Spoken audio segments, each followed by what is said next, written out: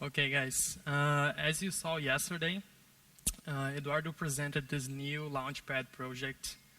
We have been working like crazy on that, and today I'm going to show you how to leverage the power of this new Launchpad project in practice. So we're going to see a lot of code and demonstrate it with real applications. And as you know, software architecture has evolved a lot in the past years. So we started building software like spaghetti, this spaghetti kind of architecture, which is a total mess, lots of things mixed it up. Eventually, we found a better way to make it. So we moved to this lasagna architecture, where we have like this monolithic code, and then we just put some layers on it, and we think that now it's really organized, right? So that looks pretty good. And now we are in this phase, the ravioli phase, where we have lots of small modules, and we build our applications that way. And that's pretty, we all agreed that, right? That building applications with small modules is a good idea. And that's what microservices is all about. It's about building small blocks and composing them and building your application. So we all know that microservice is okay, it's all right. It's something that it doesn't require too much explanation for you to just agree that it's a good idea. And we have been talking about microservices for this past 2 days. And by now you're probably thinking like this. But really, it's not we all agree that it's a good thing, but doing it in practice is not very easy to do. And the basic idea is doing one thing and doing it well, and that's what Launchpad is about. Launchpad is this new project. We are using this code name for now. We're probably going to have some brand in the future. But you can already go to liferay.io and check this out. I really recommend you to check this project. There's a chat button that you can talk. Eduardo will be answering your questions live during this talk, so you can just go there and ask anything during the talk. And it's basically a new product that it's in a developer preview, and the goal is to be a backend as a service. So the first thing we want to do when creating a software, we want to create our APIs, right? And there are many ways you can do that. The first thing you need to do is to choose a programming language. You can go with Java, you can go with Node.js, Ruby, any kind of server-side language. Then you move to some application server. You need to learn a little bit of Tomcat, Express if you're using Node, Rails if you're using Ruby or any other language. And then finally, you go to the business logic. You start to create your app for real. So you have all this process. You need to learn each one of those languages. You need to learn each of those things. You need to install, configure, and finally, you're ready to write your code. I don't know how many of you know that, but I'm from Brazil. And I'm used to normal stuff like kilos, liters, meters, those kinds of metrics that you guys, most of you are already used to. But a couple months ago, I moved to US. And they use all those weird stuff like miles, pounds, gallons, what the fuck. And really, I don't know what you feel about that, but for me it's like... And I want to build something. I want to build...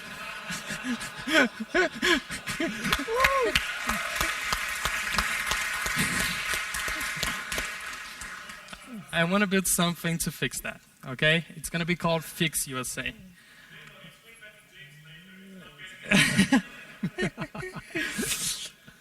Okay, first thing we're going to do, so all this, we require internet access. We are depending on the Wi-Fi. I hope it works. So let's create an app. It's going to be called Fix USA. Can you guys see it in the back? Yep, okay.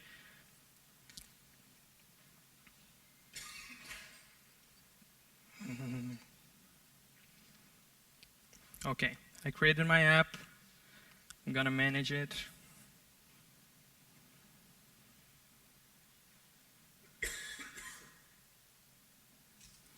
And And now I'm going to create a service.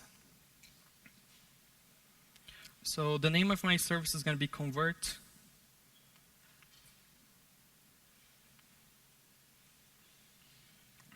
Okay.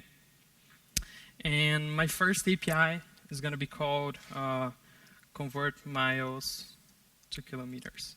I'm going to have only the get HTTP method I'm going to use. The name of the endpoint is going to be distance, and I can add the value parameter in two ways. I can just put it on the URL, or I can create a parameter called value. I'm going to set the type to number, and I can also start documenting my API right here. So this value, I need to explain to the user of this API what value means. So it's value in miles. And now I can write my business logic without doing any configuration.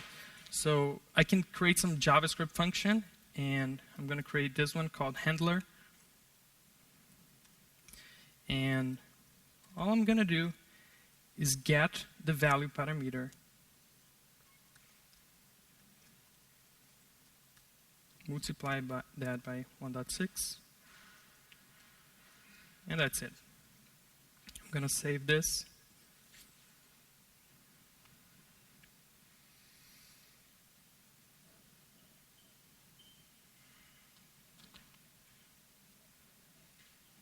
Okay, I created my API, and now I can run a curl. Let me get that URL.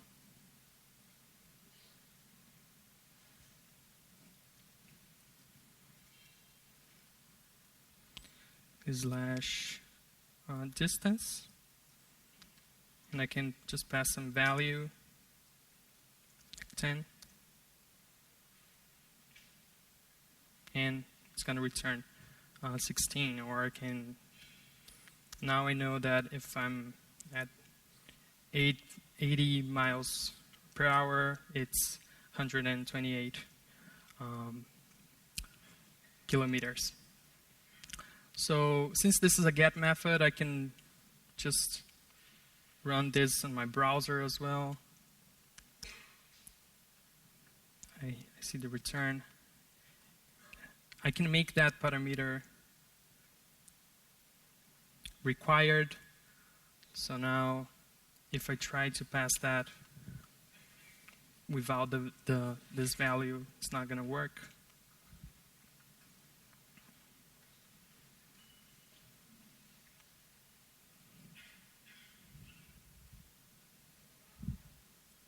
Move to this other network, see if it's better.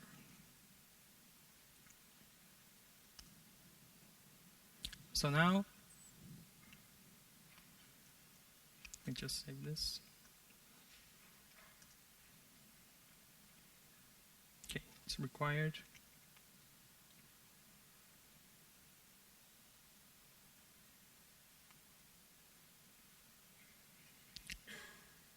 It's taking a little bit because of the internet. But that's the basic idea. You can create your own APIs, like really, really fast, and you can access that using get, post, put, any of those things. I can also, but I don't need to use curl or use the browser to test my APIs. I can actually use the API Explorer if the internet works. Come on.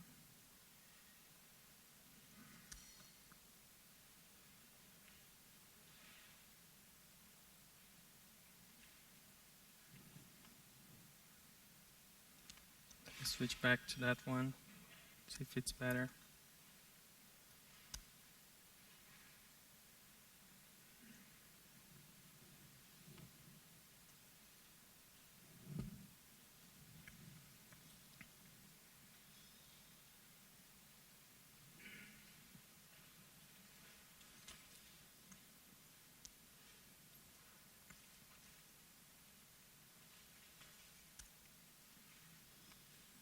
Okay, the internet is super slow. Let's try it again.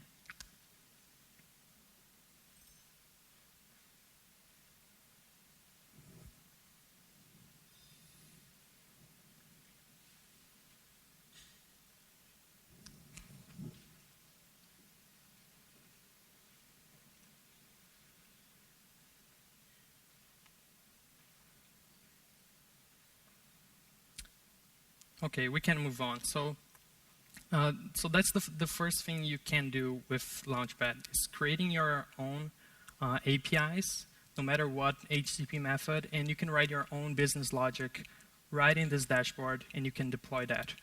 The cool thing is that you can build, you can test, and you can document your APIs on the same platform and not care about all those configurations. The second part is putting some data, right? So you can make a converter, a calculator, all those things, but usually when you're talking about web, we're talking about saving data and retrieving that data. So you can use any database solution like Postgres, MongoDB, MySQL, Redis. So you can start looking into those solutions, learn it, configure, install it, and then maintain that, scale that. So it's a lot of work. What we can do is creating some other application that is going to use data from Launchpad. So let's see if it's a little bit better now. Okay.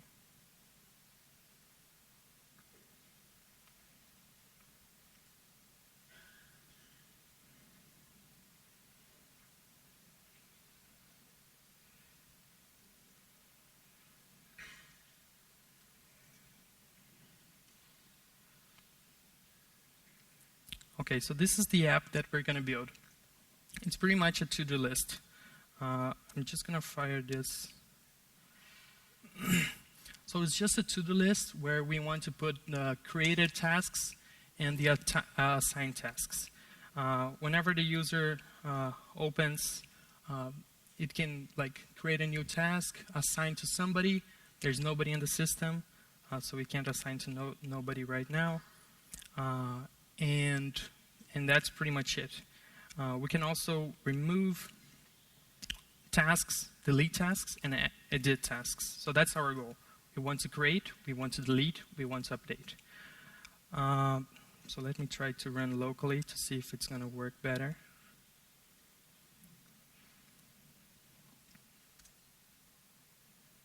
Okay, let's try this way. I'm going to just delete this app, and I'm going to create a new app called To Do. So now that I have this app, I'm going to create two APIs. The first one is the list of users. So the name of my service is going to be tasks, and I will have two APIs. Users, just do like this.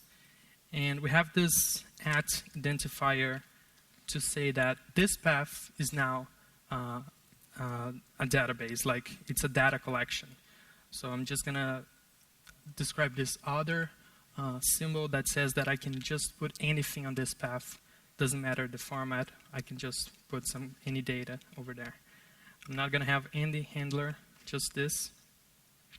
And actually, I want to post and I want to get users from that. Okay, so I already have some stuff. Yeah, so this is the API Explorer that I wanted to show you guys. The first thing we can do is run our HTTP request from here. So I can just include like Brian Chan. I can post Brian Chan, and I'll get the result. Okay, just check this out.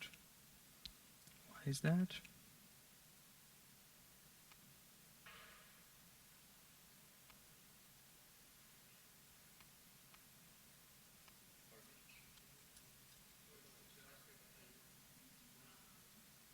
good. It's pointing to Liferay.io.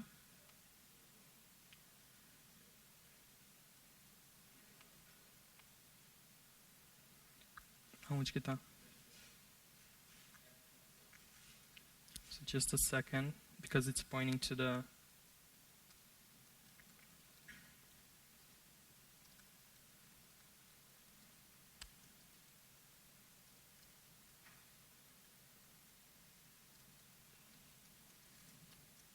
So since we are running locally right now, I'm trying to just point to my local version, so that way we can... Okay. This is going to be localhost 8080. Dashboard. No? Okay. Okay.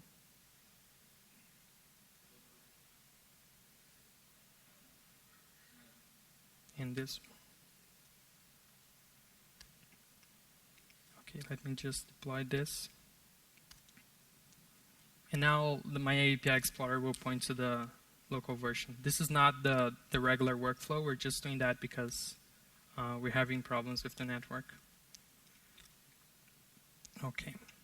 So basically what we want to do is include some data into this database.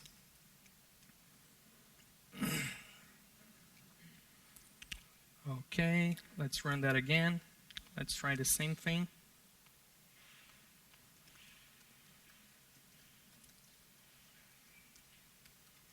Let's try to put branch in now.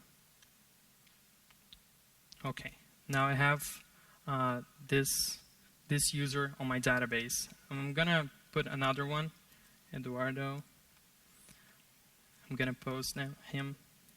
Now my collection has these two users, Brian Chan and Eduardo. I'm gonna log on my to-do list as Brian Chan.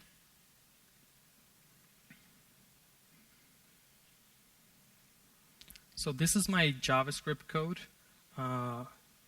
This is how you're gonna build your app. Like, you can write your own JavaScript or Java or Swift code, doesn't matter.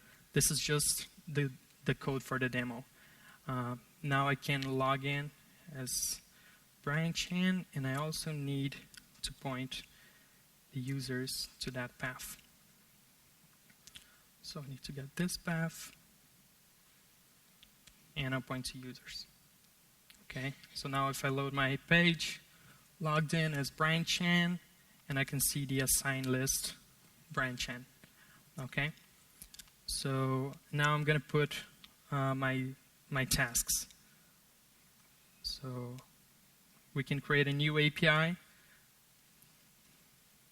tasks, items, and I can, I'm going to list, I'm going to create, I'm going to update, and I'm going to delete. So I'm just doing that, creating the API, and now I can just put any code here. And what we're going to do is simply point to that API, to that new API.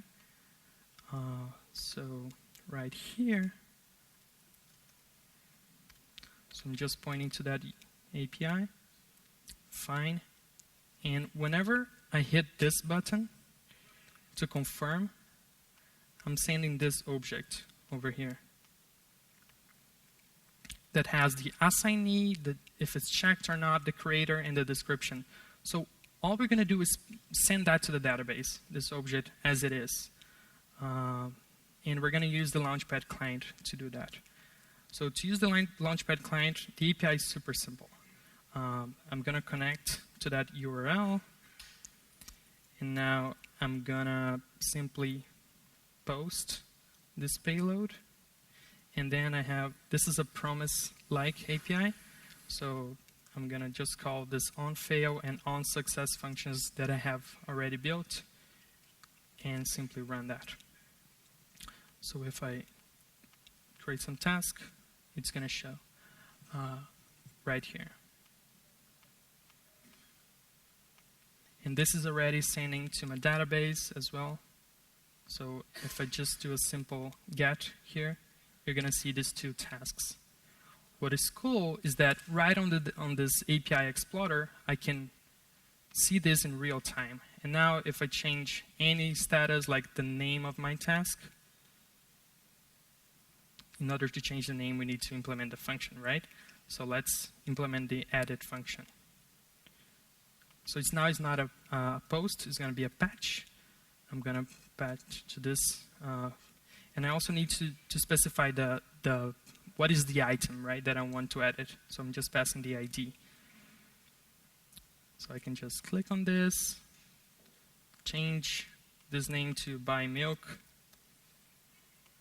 and in real time, I can see that this changed right here to buy milk.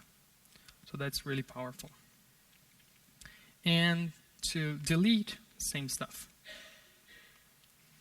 The only difference is that instead of patch, I'm calling delete, and I don't need any payload to do that. So I can just delete, oops. This is event.detail.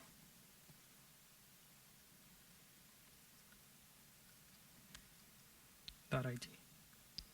So I can just delete this item is deleted on my database in real time. So that's really, really powerful. The source code of this, it's on GitHub. You can check it out, the demo later. So the basic idea is that you can store data in real time and in the cloud without doing anything. There's no configuration that you need to do. And if you want to search data, it's even more complicated, right?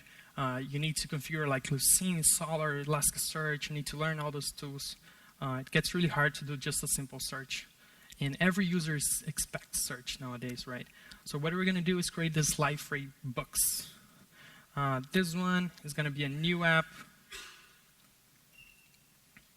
I'm going to create this app right here. Books. I'm going to have a service called catalog. And I'm going to create an API called items.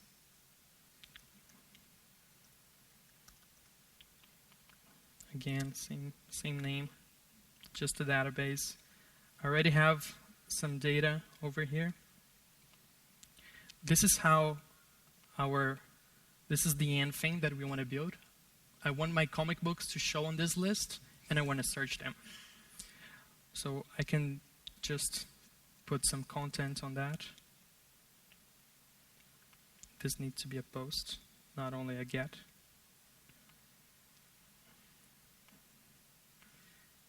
I'm going to post this whole thing. I'm going to get this URL and then put it on my application to see how it's going to look like. So I'm just loading that, nothing more than that. And now I have my whole list of books. Really, really fast. But now I want to search this, and I want to search this on real time. There's many APIs that we can explore regarding search. We can do things like, so this is my whole list of search. I have price, I have ID, and I have 10 results. So one thing that I could do is increase the limit of my results. Now it's going to show all of them. I can also sort by price, and the other can be ascending. So now I have all my books starting from $10 and the other order from $19.99. And I can put all this on my thing. I can even search for some book like Batman, and those are all the Batman results. But this is exact value search. I want to build a autocomplete. That's much more difficult. So I already have the code.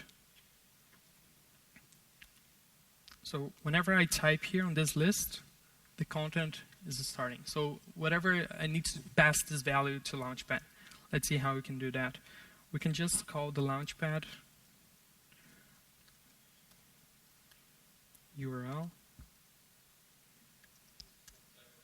Oops, thanks. I love developer conferences. I'm gonna get, and I wanna search in all properties from my object. I wanna search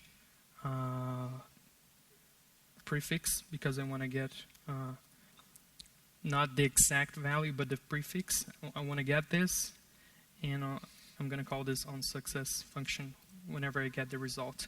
And I can also pass a bigger limit because I want all the results.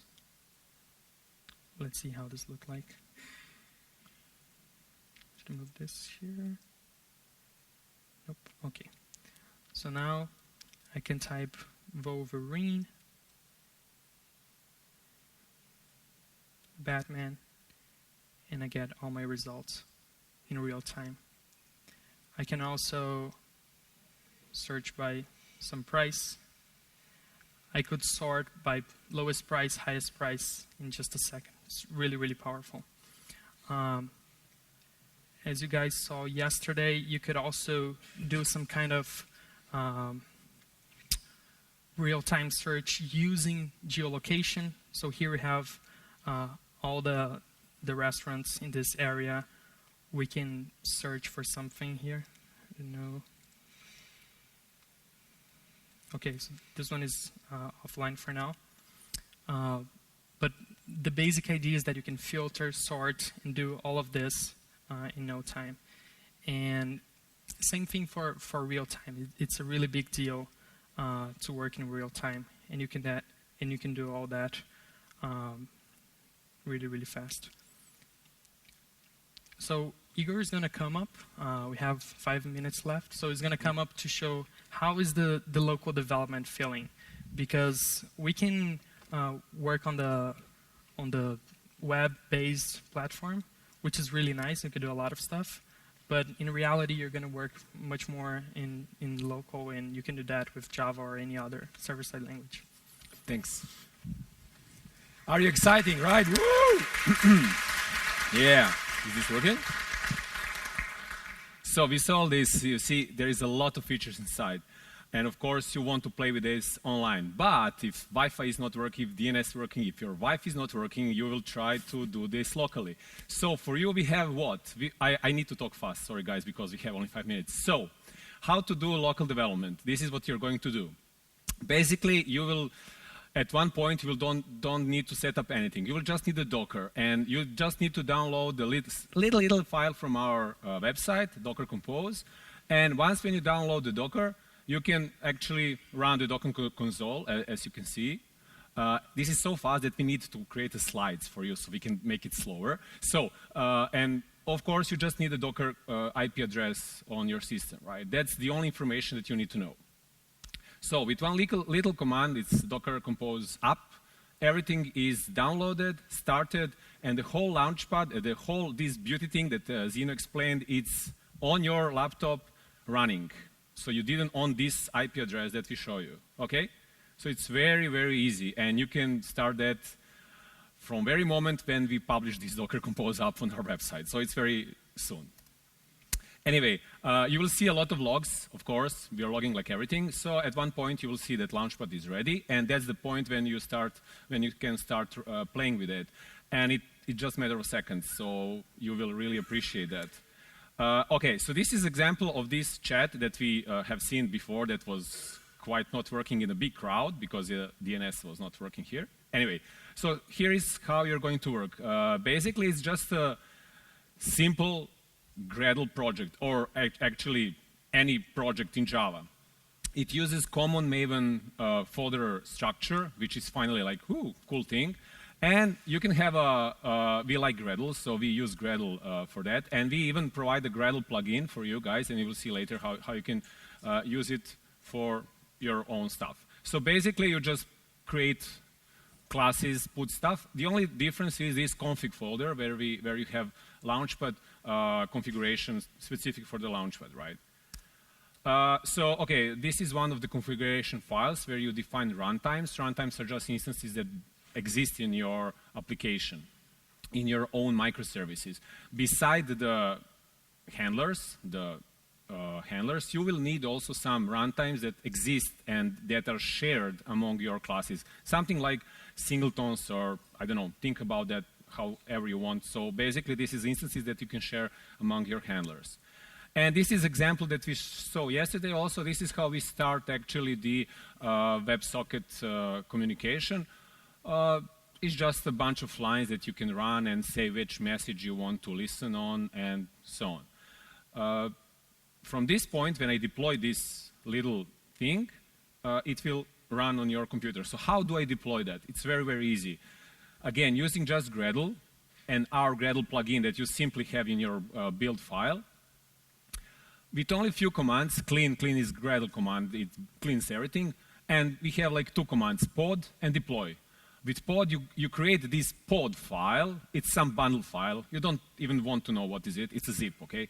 So, so this pod file is there. And with the other command, we are deploying to your server. And your server, in this case, is your local Docker computer, okay? And it's going to be deployed. You see, after a few steps, it's very fast. It's matter of seconds. And you can actually see, if you go to this address in your computer, you will actually see this chat running, and you can play with that. Okay, so then let's say another option. So let's say while I'm developing and I want to add something, so I want to change something. And then I start to think, okay, it's nice to have WebSockets, but I want the real thing. The real thing about microservices is the API, right? So we want to build the API first, to use the API first approach. And in this API first approach, we need first to define the API, right? So we have the API JSON file configuration for that. And all the goodies that you see online on the Liferay.io site that Zeno showed, all this nice, beautiful, colorful stuff, you can have it here, not so colorful, but at least written in a JSON. So it's a common JSON structure, and you put whatever you want here. Basically, you need just few stuff. I mean, if you want just the basic stuff. It's a path, right? It's a method if you want get, set, put, post, whatever method you want. And handler. Handler is a handler, a piece of code that is going to be run when the requests come to your hello address. What is it? It's a handler, right? So it's any piece of code. And we want to be, that can be a JavaScript for now. That can be a Java code, as you're going to see. And in the future, it's going to be like, name your language that can run on JVM, okay?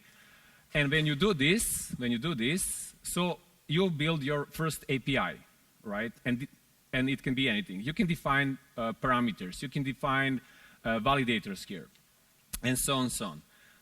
And then you need to write a Java, for example, in this example, a Java handler. And as you see, Java handler is a simple class. It does not depend on, it does not extend anything.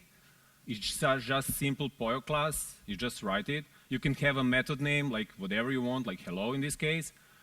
And for now, like basic usage, you can put like request argument in the method, okay? And then the rest is, I mean, the rest of the code, not the REST protocol, is quite simple, as you can see. The only interesting thing here, for example, now is that I'm creating this kind of user. It's my domain object, okay? So this user is set as a body. That's the one thing that I wanted to show you. So I'm just setting the body. I'm not setting like a string. I'm setting a body that I want to return to response. And with all this, we need to redeploy, okay? And you don't have to stop your server. You don't have to do anything. You just use, again, the Gradle and the commands we have there. So what I'm doing here, I'm undeploying, I'm cleaning again because, I don't know, I want to clean everything, whatever. And then I'm building again the whole, my microservice pod, okay? Microservice, and deploying again. So all this time, my server is running, other microservices of yours are still running. I'm just redeploying this little thing that I did. And again, it runs like 2 seconds later. I'm already up, and if I go in my browser, I can see the response. And the response is that user object that I created and it's automatically serialized for you. So basically, you don't even have to think about that. You just need to pass some bunch of objects if you need JSONs, and you get it back. And you see, you can have even company ID and group ID, right? Of course, this is just a joke. I mean, you don't have to. And if you pass a parameter, it's there. So, and after you finished, you just say Docker compose stop, your environment is clean again, and you can go back home easily. So 30 seconds more. Yeah. So I know that... 30 seconds. I know that's a little bit overwhelming, lots of new stuff, lots of different stuff, but we have lots of cool things on the plan. More API clients, user authentication right on the dashboard, static hosting, not only APIs, email service built in on the dashboard, push notifications for mobile, analytics so you can track and monitor your APIs. So go to liferay.io, join the developer preview, and thank you so much.